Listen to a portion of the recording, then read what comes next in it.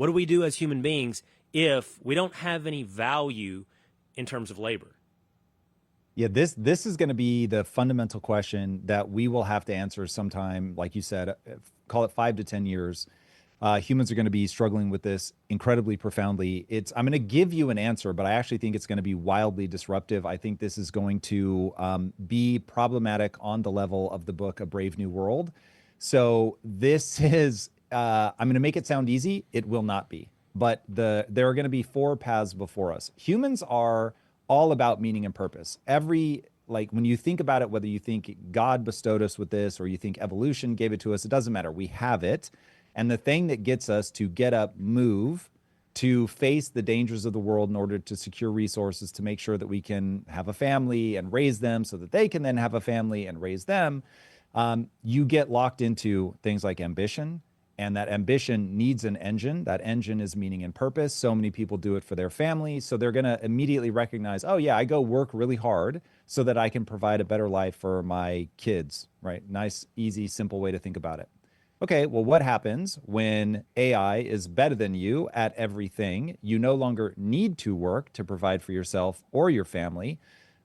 Now, all of the things that God, evolution, whatever, gave us to optimize our behavior, it goes away. And people are going to have a profound sense of dis-ease because it's, why am I doing this? This is like when somebody spends their whole life working to win the Super Bowl, they win the Super Bowl, and then they're depressed. The reason they're depressed is because they've done the thing. And so now when they look at their life before them, there's no more meaning and purpose. They don't have that target that they're aiming at. So people are going to have to find a way to say, I don't need to do anything, but I'm going to do something, and I'm going to imbue that something with a profound sense of meaning.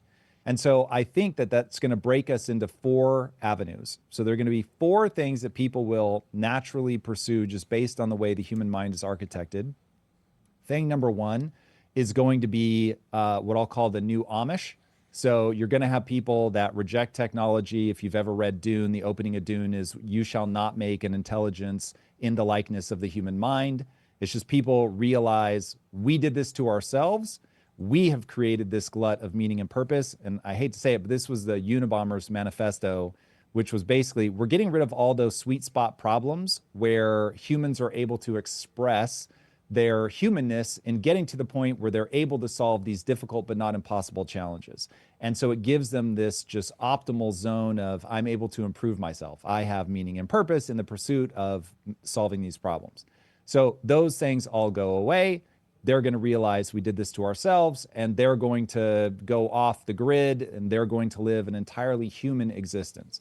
And you can already feel this with the people that are just wholesale rejecting AI. Okay, cool. So path number one, the new Amish.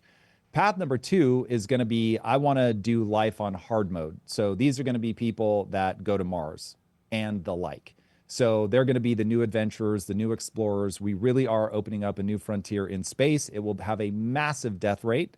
But we also know that when the New World was discovered, people did the same thing. Coming to America in like the 1600s, there was like an 80% death rate in the first year. And yet people still did it. So you'll have people that choose that path. The third path is my least favorite, and that is A Brave New World, which is just drugs and hedonism. And there will be people that go live that lifestyle.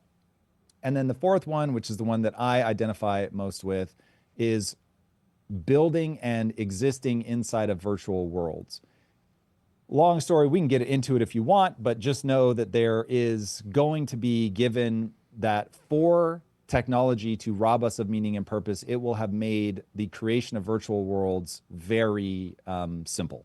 So those will exist in abundance. They will be incredibly compelling, and you will see an interface between human biology and these virtual worlds such that the experiences become so compelling that you can reintroduce that challenge that we so hunger for in a gamified way. Now, for some people, that's going to sound completely dystopian. I totally get that. But that one speaks to me. But those are the four paths that I see before us.